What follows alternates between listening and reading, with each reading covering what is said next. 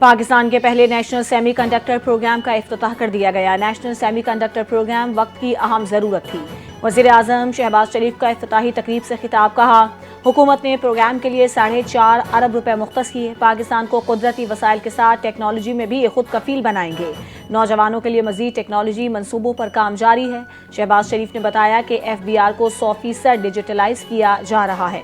وزیر اعظم نے نوجوانوں، طلباء، محققین اور انجینئرز پر زور دیا کہ وہ ٹیکنالوجی کے میدان میں اپنا کردار ادا کریں تاکہ پاکستان کو معاشی طور پر مضبوط اور خود مختار بنایا جا سکے۔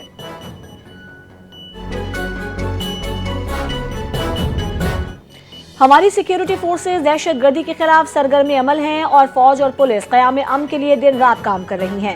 گورنر خیبر پختونخوا فیصل کریم کنڈی کا پشاور میں تقریب سے خطاب، کہا کہ امن کے بغیر صوبے میں ترقی اور سیاحت ممکن نہیں۔ گورنر نے اس موقع پر کہا کہ ہمیں خیبر پختونخوا کا مثبت اور پرامن تشخص اجاگر کرنا ہے۔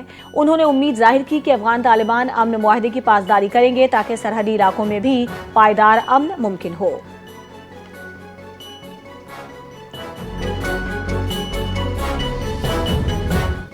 وزیر اعلیٰ پنجاب مریم نواز شریف کا موبائل پولیس اسٹیشن پروجیکٹ کا افتتاح۔ پنجاب کا پہلا mobile police station and licensing unit فعال۔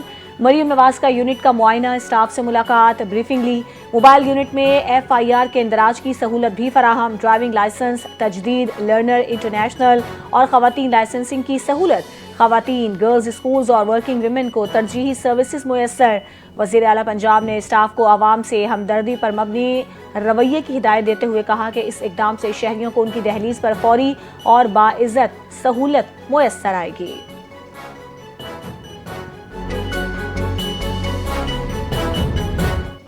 پنجاب میں 30 موبائل پولیس اسٹیشنز آن ویل کا اجرا کر دیا گیا۔ لوگوں کو اب تھانوں میں جا کر درخواست دینے کی ضرورت نہیں پڑے گی۔ موبائل پولیس اسٹیشن کے تحت قانونی مدد لوگوں کی دہلیز پر ملے گی۔ وزیر اطلاعات پنجاب عظمہ بخاری نے نیوز کانفرنس کے دوران بتایا کہ TLP کے احتجاج کے دوران لاشوں کا پروپیگنڈا کیا گیا۔ پرتشدد احتجاج کے دوران 110 پولیس اہلکار زخمی ہوئے، 3 شہری جاں بحق اور 48 زخمی ہوئے۔ کانفرنس میں بتایا کہ خواتین کے لیے پنک پولیس اسٹیشن کا قیام عمل میں لایا جا رہا ہے، جس کا تمام عملہ خواتین اہلکار پر مشتمل ہوگا۔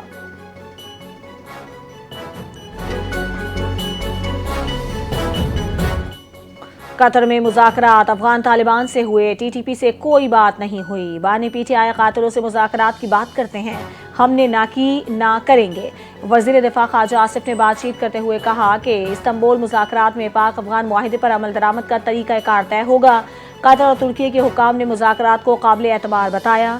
TTP کی قیادت افغانستان میں ہے، ہمارے پاس شواہد موجود ہیں، میکینزم کے تحت معاہدے پر عمل ہوگا، خلاف ورزی کی صورت میں برادر ممالک سے رجوع کریں گے۔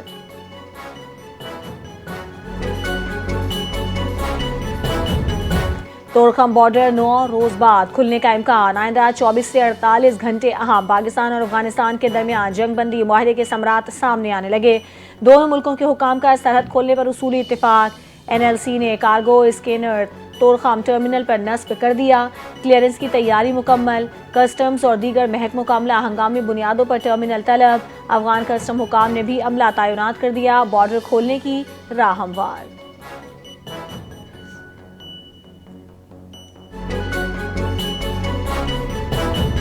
وفاقی حکومت کی ایک بار پھر بلاول بھٹو زرداری کو وفاقی کابینہ میں شمولیت کی پیشکش۔ چیئرمین پیپلز پارٹی اور وفاقی وزیر داخلہ محسن نقوی کی ملاقات اہم قرار۔ ذرائع کے مطابق ملاقات میں وفاقی وزیر داخلہ نے وزیر اعظم کی پیشکش پہنچا دی۔ بلاول بھٹو زرداری نے وفاقی حکومت کو وعدے پورے کرنے کے لیے 1 ماہ کا وقت دے دیا۔ ملاقات کو سیاسی حلقے حکومت اور پیپلز پارٹی کے درمیان بڑھتی ہوئی قربت کی علامت قرار دے رہے ہیں۔ آئندہ چند ہفتوں میں اس حوالے سے اہم پیش رفت متوقع ہے۔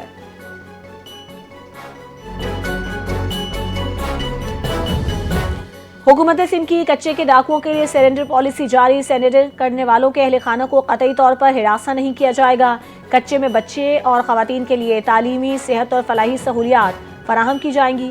محکمہ داخلہ سندھ کی جانب سے جاری اعلامیے کے مطابق سرنڈر پالیسی عام معافی نہیں، ہتھیار ڈالنے والوں کو مقدمات کا سامنا ہوگا۔ کچے کے علاقوں میں تعلیمی، صحت اور فلاحی سہولیات بحال کی جائیں گی۔ ہتھیار ڈالنے والے ڈاکوؤں کو فنی تربیت اور روزگار فراہم کیا جائے گا۔ پالیسی پر عمل درآمد کے لیے مانیٹرنگ کمیٹیاں اور سیلز بھی قائم کیے جائیں گے۔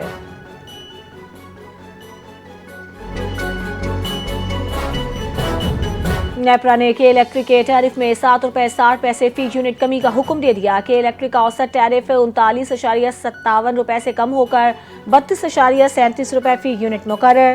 نیپرا کا فیصلے کے الیکٹرک کے جنریشن، ٹرانسمیشن، ڈسٹریبیوشن اور سپلائی سے متعلق ہے۔ رائٹ آف کلیمز کا سابقہ فیصلہ برقرار، صارفین پر 50 ارب روپے کا بوجھ برقرار۔ ترجمان کے الیکٹرک کے مطابق نیپرا کے فیصلے کا تفصیلی جائزہ لیا جا رہا ہے کہ الیکٹرک تمام قانونی راستے اختیار کرے گی۔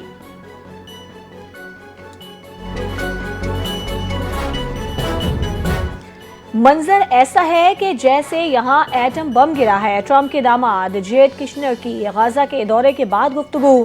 فلسطینی ملبے پر ٹینٹ لگا کر رہنے پر مجبور ہیں۔ غزہ میں رہنے والوں کو کوئی جگہ نہیں، سب کچھ تباہ ہو گیا ہے۔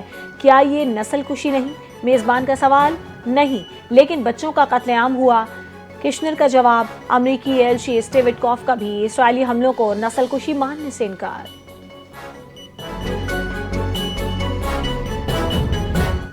بی سی سی آئی نے ایشیا کپ ٹرافی کے لیے اے سی سی کو خط لکھ دیا۔ محسن نقوی کا بی سی سی آئی کو جواب لکھا، ٹرافی چاہیے تو تقریب میں آ کر وصول کریں۔ ذرائع نے بتایا کہ ایشیا کپ ٹرافی نومبر کے پہلے ہفتے میں دی جا سکتی ہے۔ ٹرافی دینے کی تقریب نومبر کے پہلے ہفتے میں دبئی میں تجویز۔ بھارتی بورڈ کا نمائندہ کسی ایک کھلاڑی کے ساتھ آئے۔ محسن نقوی کا دو ٹوک موقف۔ اے سی سی نے بھارتی بورڈ کو تقریب میں شرکت کی دعوت دے دی۔ اور وزیر صحت ڈاکٹر عذرا پیچہو کی زیر صدارت پی ایچ آئی سندھ کا جائزہ اجلاس۔ پی ایچ آئی کی کارکردگی، مسائل اور حل پر تفصیلی غور۔ بنیادی مراکز صحت پر سہولیات اور ادویات کی دستیابی کا جائزہ۔ بعض اضلاع میں سہولیات کی کمی پر وزیر صحت کا اظہار برہمی۔ انہوں نے کہا کہ غلط رپورٹنگ برداشت نہیں کی جائے گی، فیلڈ کی اصل صورتحال رپورٹ کی جائے۔ وزیر صحت نے حاملہ خواتین کو مکمل طبی معاونت اور وائٹامنز کی فراہمی یقینی بنانے کا حکم دیا اور پرائیویٹ نیوٹریشن سینٹرز کے حوالے سے تفصیلی پلان طلب کر لیا۔